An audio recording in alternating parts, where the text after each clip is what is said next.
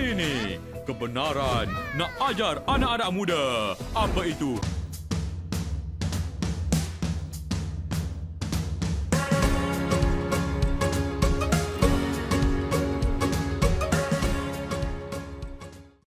Hey, what's up guys? Hari ni kita nak belajar macam mana nak jawab soalan programming. Okey, jom kita start.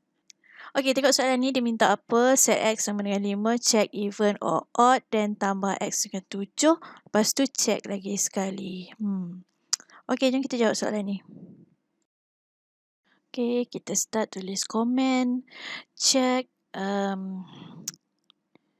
even or odd lah program ni kan. Lepas tu kita setkan X sama dengan 5. Assign X dengan 5. Lepas tu kena buat if else lah soalan macam ni. If X tak ada persen tu maksudnya modulus. If X modulus 2 sama dengan 0. Maksudnya apa? Maksudnya kalau X tu boleh dibahagikan dengan 2 dan bakinya adalah 0. Maksudnya number tu adalah even lah, number genap. Okay, else kalau selain pada tu maksudnya dia nama ganjil lah. Kita buat programming simple je macam tu. Okay, X is odd. Lepas tu soalan tadi dia kata kena ubah X tu tambahkan dengan 7.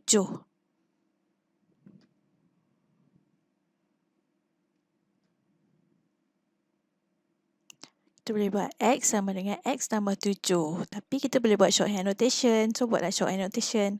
X tambah sama dengan 7.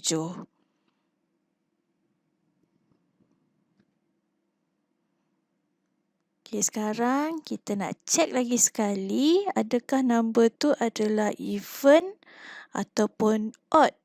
So, macam mana kita nak buat kita type balik lah kan. If X modulus 2 sama dengan 0 lah. Kita nak type balik benda yang tadi lah juga. So, macam mana? Copy paste je lah kan.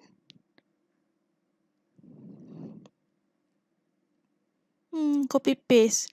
Macam tak bijak je. Memanglah boleh dapat jawapan juga. Tapi kenapa kita nak copy paste sampai 2 kali benda macam ni? Rasanya mesti ada cara yang lagi bijak kan kalau dalam programming. Jawapan tu dapat lah. Tapi sebenarnya memang ada cara yang lagi bagus. So, kita boleh kurangkan repetition macam ni dengan menggunakan function. Apa itu function? A function is a set of statements that takes input, do some specific computation and produce output. Okey, apa maksudnya dekat sini? Macam yang kita tahu, komputer program terdiri daripada input, proses dan output. Contohnya macam dalam soalan tadi, input adalah X, proses adalah proses modulus tu tadi, X modulus 2, dan output dia adalah sama ada itu adalah even ataupun odd. So, the idea of function is lebih baik kita groupkan proses kita ni tadi kepada satu set of instruction ni tadi dalam satu bahagian yang kita boleh guna atau panggil banyak kali. Yang mana output yang kita dapat adalah berdasarkan kepada input yang kita bagi. So, benda ni akan memudahkan, antara dia punya advantage adalah memudahkan dia punya readability. Kebolehbacaan. Okay, macam kita tahu coding adalah panjang dan bukan senang nak baca coding kan. So, lebih baik kalau ada satu bahagian yang kita boleh ringkaskan, kita ringkaskan dan kita groupkan dalam satu bahagian supaya kita senang nak maintain.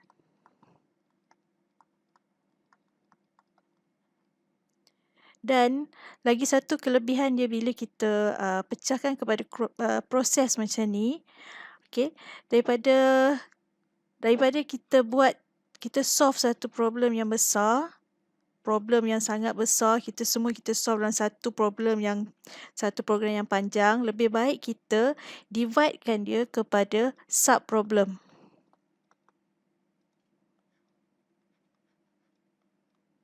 Sub problem, sub problem, sub problem. Okay, jadi dengan cara ni juga maknanya lagi mudah kita nak maintain lah. Okay, dan kelebihan bila kita guna function ni adalah kita senang nak guna dia dengan loop. Dan kita senang nak transfer kod ke program lain kalau kita nak solve benda yang sama. So, ini kita panggil sebagai reusability. Okay, ini adalah antara sebab kenapa kita nak gunakan function dalam kita punya program. So basically function ada dua jenis. Yang pertama adalah built-in function, iaitu function yang memang dah built-in dalam Python. Contohnya yang macam ini semua adalah function yang built-in dalam Python lah. Contoh yang paling kerap kita guna selalunya adalah print. Okay, apa lagi? Macam min ni ada kita guna juga. So, function ni semua memang kita dah tak perlu buat lagi sebab dia dah memang built-in dalam Python. Maksudnya dia dah install sekali bila kita install Python. Yang kedua adalah user-defined function, iaitu function yang kita perlu define sendirilah. So, macam mana kita nak define function kita sendiri? Syntax dia adalah first kita mesti ada perkataan def. Kemudian kita letakkan nama function. Kemudian wajib ada kurungan. Okay, ada bracket ni. Dan perlu ada colon. Dalam bracket ni kita akan letakkan parameters kalau ada. Kalau tak ada, tinggal kosong lah. And then, special sikit dalam Python ni, dalam first statement, kita boleh letakkan satu string. Satu string ni maksudnya kita mesti letak dalam quotation mark macam ni lah. Okay. Satu string yang boleh berfungsi sebagai documentation string of the function. Maksudnya satu string yang menggambarkan function kita tu apa yang dia buat. Tapi ini optional lah, tak letak pun tak apa. Okay, kemudian baru kita letak kita punya apa je lah statement yang berkaitan dengan function punya operation. And then last sekali return statement. So return statement ni ini pun sebenarnya bergantung kepada kita punya function juga. Kalau function kita tu jenis yang tak pulangkan apa-apa value, contoh macam dalam C dulu, function yang kita tak pulangkan value kita panggil sebagai function void, kan? Tapi dalam Python ni dia tak perlu kita nak define sama ada dia adalah void ke, dia pulangkan nilai integer ke apa ke. Dia just kalau dia tak pulangkan nilai, awak tak payah letaklah return ni. Ataupun boleh juga awak letak return none. Sama juga macam awak tak letak return. Ataupun kalau dia pulangkan nilai, awak tulis return, sebelah tu masukkan dia punya nilai. Okay, so sekarang jom kita try solve balik problem kita tadi. Nak check even or odd ni yang sampai dia kena copy paste 2 kali ni. Macam mana kita nak solve problem ni dengan menggunakan function. Okay. So, untuk define function, first kali kita kena letak keyword def. Okay. Senang je, dia tak payah letak return type pun. Tak payah nak letak integer, float, void, semua tu tak payah. Just letak perkataan def untuk menandakan dia adalah function. Kemudian, nama function. Nama apa yang sesuai? Saya nak bagi nama even or odd. Ini terpulang pada awak lah nak bagi nama apa. Janji jangan letak keyword yang memang dah ada dalam Python. Kemudian mesti ada kurungan. Okay, dalam kurungan ni lah kita akan letakkan parameter. Apa itu parameter? Parameter adalah input yang akan diperlukan oleh function ni untuk menjalankan dia punya operation. So, untuk even or odd ni, agak-agak apa dia punya input? Input dia adalah satu number lah kan. Macam tadi nampak ni, X sama dengan 5. If X modulus 2 sama dengan kosong. Maksudnya dekat sini, X ni lah adalah input kan. Dia memerlukan satu number. So, number kat sini terpulang lah awak nak bagi variable apa. Nama variable lah. So, contoh dalam C dulu, awak kena define variable tu berjenis integer ke float ke apa. Tapi dalam Python, awak tak payah nak define pun apa jenis kita punya variable tu. Just letak saja nama variable. So, kat sini saya nak letak je variable num. Sebab dia memerlukan satu number. Lepas tu, dekat ujung dia wajib letak colon. Tak letak ni tak jadilah. Okay. Kemudian, tekan enter. Lepas enter tu, make sure mesti ada indentation. Apa maksud indent? Maksudnya ke kanan sikit lah. Sama ada awak tekan space ataupun tekan tab. Yang penting mesti ke kanan sikit jarakkan. Selalunya kalau awak buat benda ni dalam IDE, bila awak tekan colon dan awak enter, secara automatik dia akan pergi ke kanan lah. Okay. So dalam ni, first kali kita letak docstring. Ini optional lah, letak pun boleh, tak letak pun boleh. Iaitu apa string yang akan describe apa yang function ni buat.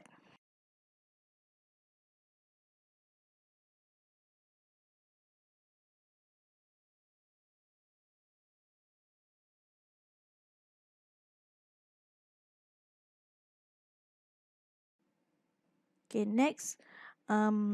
Operation kepada kita punya function ni lah. Operation dia yang ni tadilah. Dah buat dah. Tadi saya copy paste je lah. Copy. Lepas tu paste. Paste balik kat sini. Bila dah paste tu, make sure indentation dia betul lah. Nampak tak? Ini, okay, indent dia dah betul. Ini sebaris dengan ni betul. Tapi dekat sini, ujung dia colon. Bila colon, bawah tu mesti tab ke kanan. Yang ni pun indentation dia salah. Dia mesti if sama baris dengan else. Selari lah. Lepas tu, lepas dia ada colon, dia mesti tab ke kanan. Okay, bila dah copy paste tu, nak kena check balik lah. Betul ke salah kan? Apa yang tak betul kat sini? Okay, tadi kita letakkan input yang kita nak check tu. Dia punya variable, nama dia adalah num. Tapi yang tadi tu kita buat variable dia adalah x. So, kalau kita letak x kat sini, salah lah. Kita kena pakai ni lah nama variable kita tadi. If num modulus 2, okay, print num, else print num. Okay, betulkan yang tu. Next, last kali, sebab operation ni pun semua dah settle dah kan. Last kali sebelum kita tutup kita punya function ni, kita kena letak return. So, sebenarnya return ni bergantung kepada kita punya function juga. Kalau function ni tak pulangkan apa-apa nilai, contohnya macam function kita sekarang ni, dia tak pulangkan apa-apa nilai sebab dia just nak print saja. Kalau dalam C dulu, function yang tak pulangkan nilai ni kita panggil sebagai function void. Kan? So, kalau function void ni sebenarnya kita tak payah return pun. Tapi kalau dalam function ni awak nak letak return juga, boleh. Kita letak return none. N huruf besar. Return none ni samalah macam kalau awak tak letak pun statement ni sama jugalah. Ini just nak menandakan ini adalah pengakhir kepada awak punya function. Okay, kalau memang ada return statement, awak akan letakkan dia punya expression kat tepi ni lah, return apa. Okay, untuk function ni tak ada return, jadi return none. Okay, next kita nak call function ni ataupun execute function ni.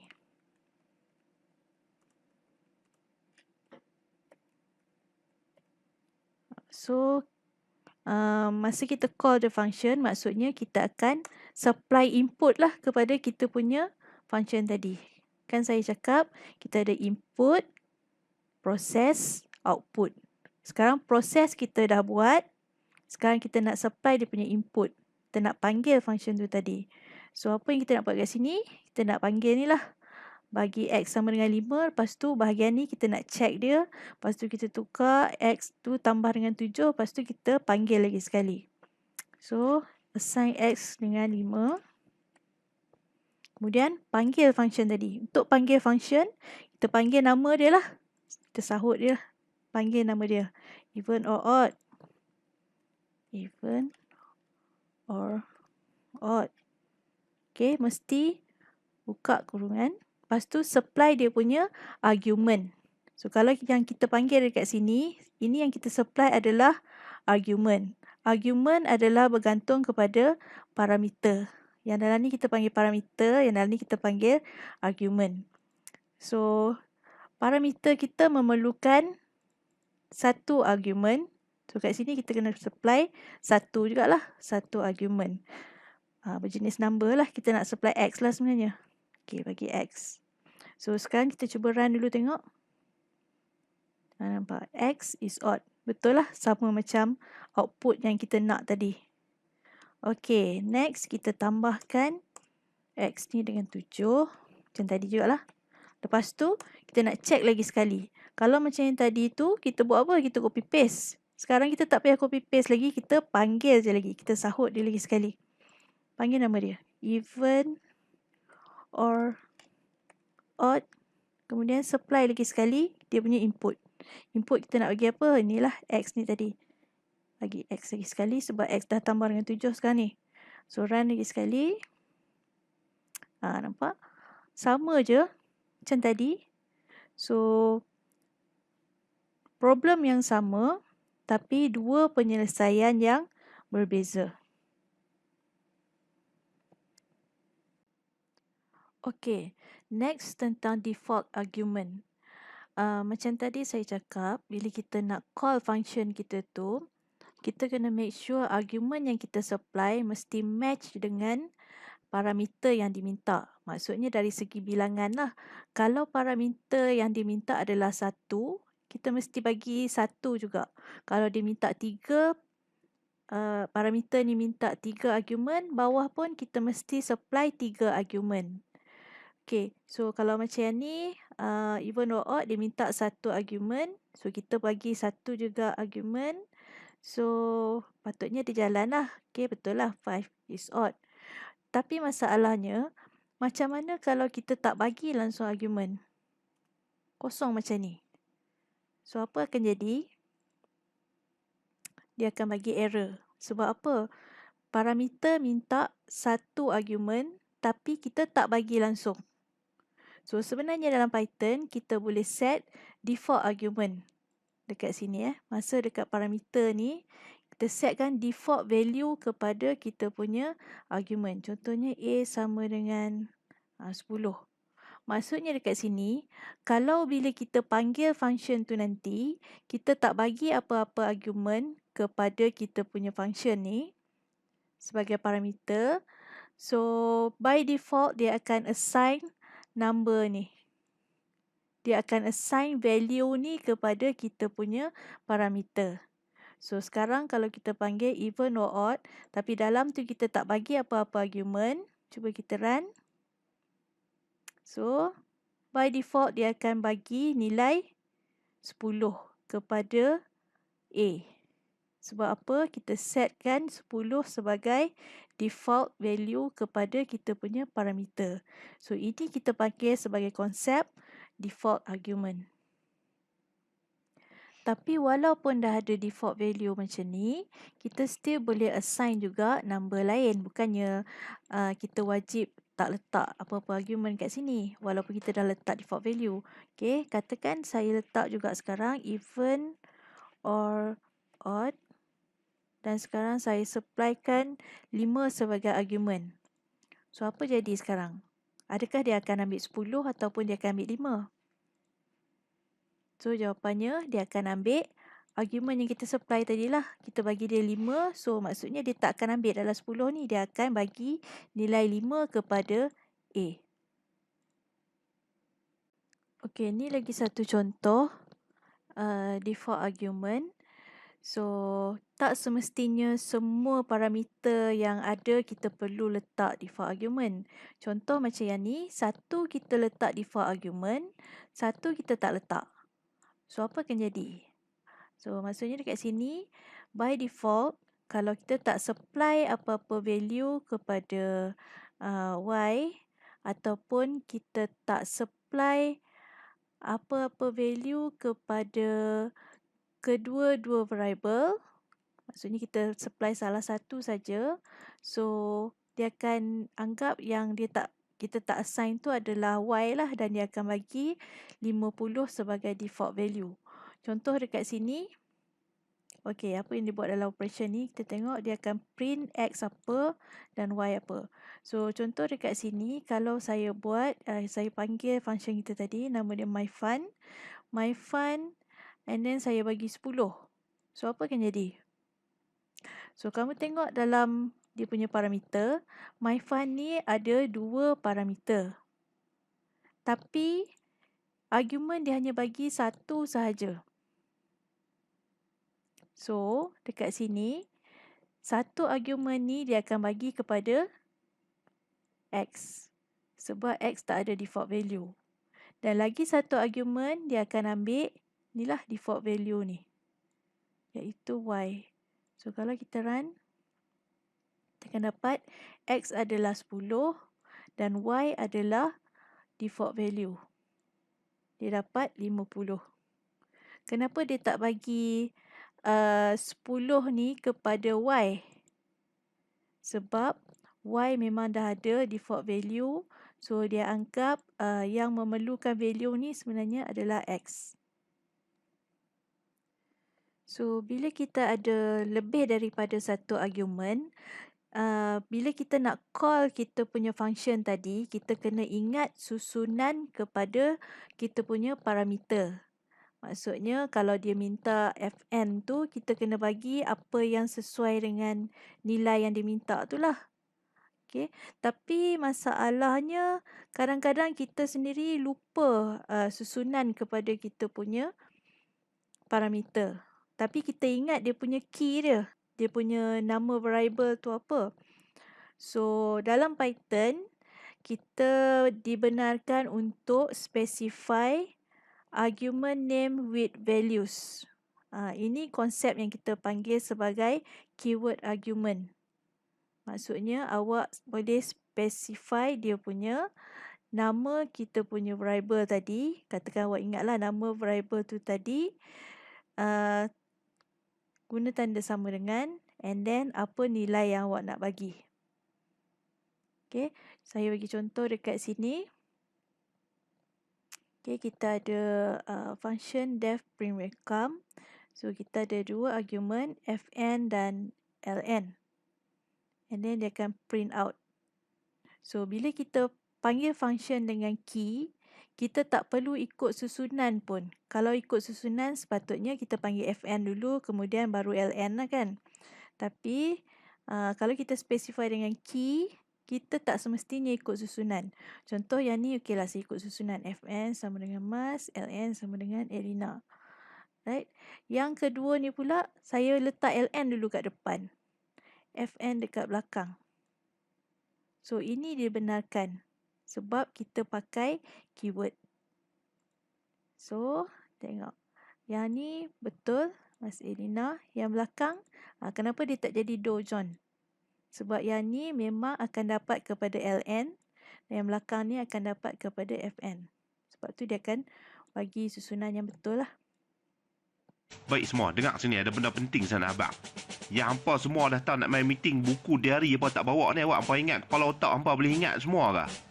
Aku tak ulang lah benda ni, aku abang sekali ya nah. Kita juga boleh define function yang mana kita tak perlu spesifikkan berapa argument yang kita perlu supply sebagai input kepada kita punya function. Ini dipanggil sebagai arbitrary argument. Arbitrary dalam bahasa Melayu maksudnya lebih kurang macam sembrono lah, secara membabi buta. Maknanya ikut suka hati lah.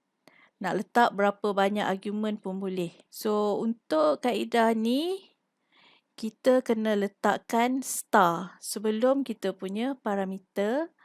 Jadi, kita boleh terima berapa sahaja argument daripada 0 sampai infinity lah. Seberapa banyak argument yang kita nak. So, this way the function will receive a tuple of argument and can access the items accordingly. Sebagai satu contoh, dekat sini saya ada satu function, nama dia print_info.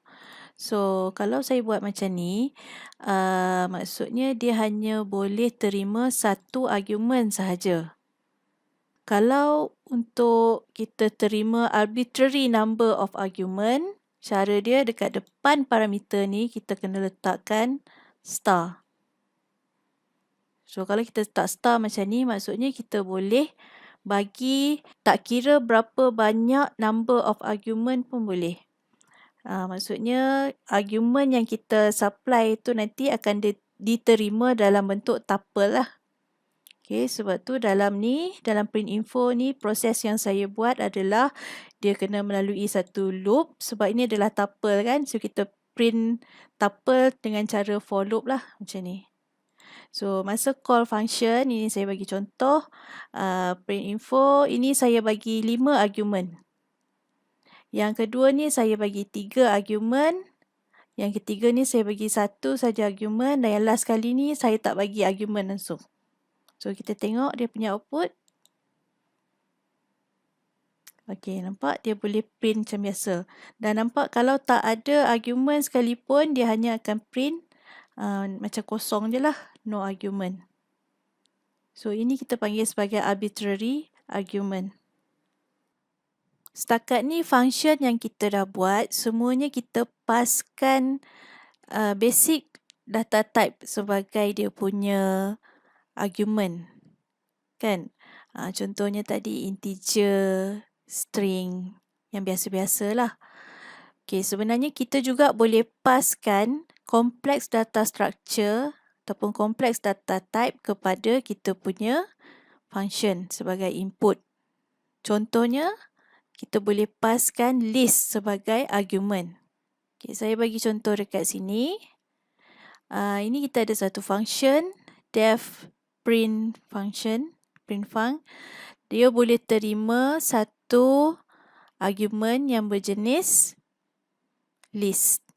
So, apa yang dia buat kat sini, dia akan print semua elemen yang ada dalam list.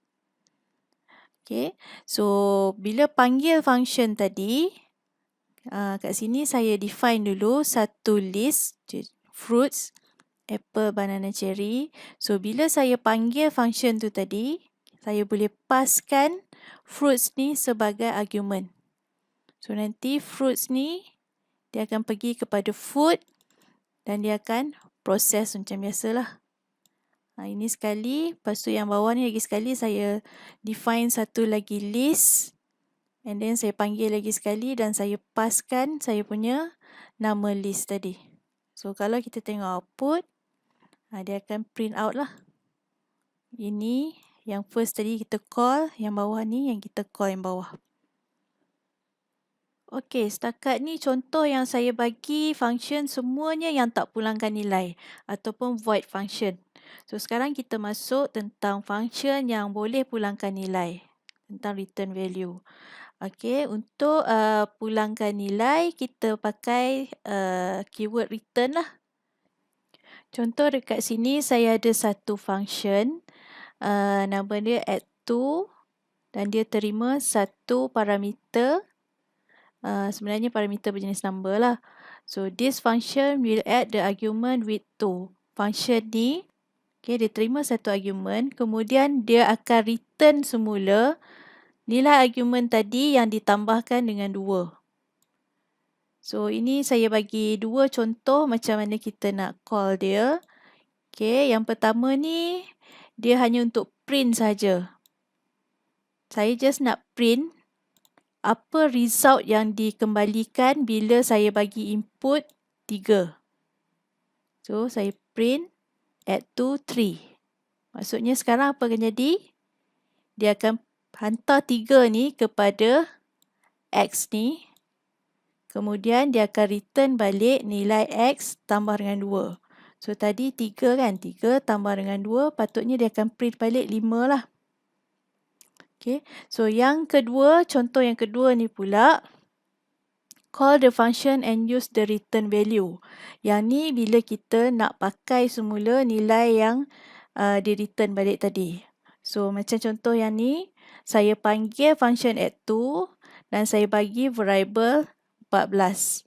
Kemudian saya assignkan apa yang dia return ni kepada Y. Lepas tu saya guna untuk calculation lah, Z sama dengan Y darab 3. Ini contoh je. So dia akan print balik lah. So kalau macam ni agak-agak apa dia punya output? Apa yang Y akan terima? So kalau kita panggil function add2, kita supply nilai 14. 14 ni akan dapat pada X. So dia akan return 14 tambah 2, 16. Jadi nilai Y adalah 16. Kemudian Z sama dengan Y ni 16 kan? 16 darab 3. Berapa? Okey, kita tengok dia punya output. Macam ni lah. 16 darab 3, 48. Tadi ni yang ni 5. Ada kalanya kita nak buat function, tapi kita belum pasti lagi macam mana kita nak buat dia punya definition. Tapi setiap function wajib ada definition. So, untuk yang ni kita boleh pakai keyword pass. Maksudnya kita create satu function yang kosong sahaja. Contoh dekat sini saya ada satu function myfunc ni. Dalam ni hanya ada satu statement iaitu pass. So bila saya panggil myfunc ni, apa yang berlaku? Memang tak ada apa-apa berlaku lah sebab dia panggil function yang tak buat apa-apa pun. Ini nampak macam tak ada makna, tapi sebenarnya dalam pembangunan software yang sebenar memang developer memerlukan statement pass ni. Sebab ada kalanya kita nak test function mana yang tak kena, function mana yang rosak, yang kena repair. So mungkin kita perlu pakai juga statement pass ni lah. Dan pass ni tak semestinya kita pakai dalam function. Sebenarnya dalam if else pun kita boleh buat juga. Contohnya dekat sini saya ubah sikit. Katakan dia perlukan satu parameter X dan dekat sini dia hantar 2. So saya buat if X lebih besar daripada 0,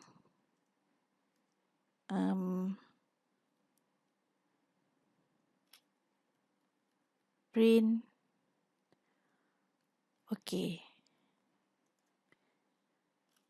Else pass.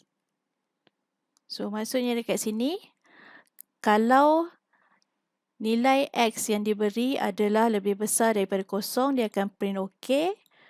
Kalau tak payah buat apa-apa. So kalau yang ni memang dia akan print OK. Katakan kita bagi negatif 2. Tak ada apa-apa lah. So ini adalah kegunaan keyword pass dalam Python. So kat sini saya ada satu contoh. Katakan soalan tanya macam ni. Create a function to calculate area of circle with given radius as input. Okay, maksudnya create satu function untuk kira luas bulatan dengan satu input iaitu radius. Then create another function to print the info of a circle given the radius and area as input. Create satu lagi function untuk print info tentang bulatan tu dengan input dia ada 2 iaitu radius dan juga area. And then call this function with suitable arguments. So jom kita tengok macam mana kita nak solve problem ni. Okay, first kali kita kena import dulu math library sebab kita nak ambil nilai pi. So nilai pi kita tak payah nak hafal lah, 3.45, kita import saja daripada library math. Okay, kemudian kita define function tadi. Function apa? Tengok balik, calculate area with given radius as input. Okay. So start dengan div calculate area. Input dia adalah radius. Then letak dia punya docstring lah. This function calculates area of a circle from given radius. So macam mana kita nak calculate area untuk bulatan? Formula dia pi kuasa 2r. Pi r kuasa 2 kan. So untuk pi tu kita tulis mat.pi, dan darab dengan radius, darab radius sekali, kemudian return area. Okay, next kita nak buat function yang kedua untuk print info of circle. Kali ni kita ada radius dan area sebagai input. So nama kita punya function print info. So input dia adalah radius dan juga area, kita setkan sebagai parameter. Kemudian docstring lah. This function print the info of circle with given parameters. Okay. So function ni hanya untuk print saja. Print area of circle with radius apa? Okay, berapa cm? Yang ni kita akan ambil daripada parameter kita lah, iaitu radius. And then yang kedua adalah area. So area ni saya formatkan sebagai 2 titik perpuluhan.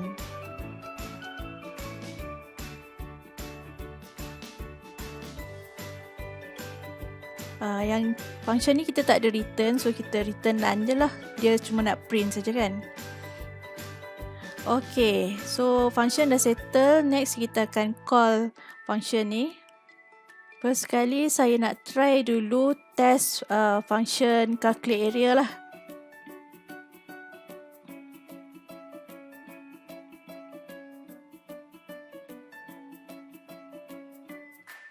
Okay, calculate area. Kita try dulu dengan radius 25. Okay, input yang diperlukan adalah satu number. So kita bagi je 25.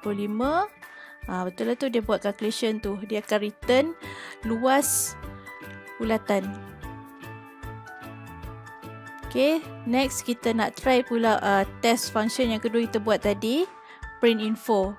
Print info ni dia perlukan dua parameter, dua argument, iaitu radius dan juga area.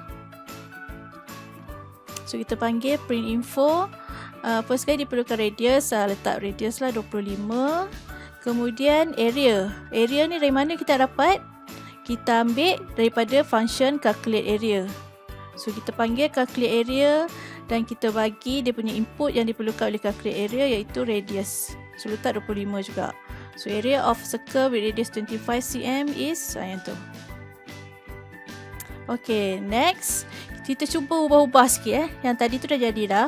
So tadi kita bagi terus 25, sekarang kita assign 25 tu kepada R, pada variable R. So okay, tu untuk variable lah. Okay, next kita nak ubah kalau kita nak dapatkan input radius tu daripada user. Macam mana kita nak buat? Ubah ke R tu lah. Kita panggil input. Okay, masuk ke arahan dia, please insert radius. Masalahnya kat sini output yang kita dapat adalah dalam bentuk string. So kita kena convert dulu kepada float. Okay, kita trace tengok. Please input radius. Dapat. Okay, so tu cara untuk kita dapatkan input daripada user. Next kita nak ubah lagi. Kalau kita nak dapatkan daripada 3 user. So yang ni kita kena pakai loop lah. Kita pakai while loop. First sekali set iterator I sama dengan 0 while I kurang daripada 3, sebab 3 orang kan. So dalam ni lah kita nak letak, dalam loop kita tadi. And then jangan lupa letak I tambah sama dengan 1.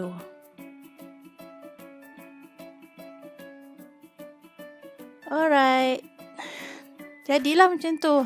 Dah siap. Tak susah pun kan. Alright, so exercise ni jangan lupa buat lah dalam period tak adalah banyak sangat. 10 exercise. Okay, so kita jumpa lagi nanti waktu tutorial. Selamat mencuba, bye bye. Nanti kawan-kawan pun cuba dekat rumah ya.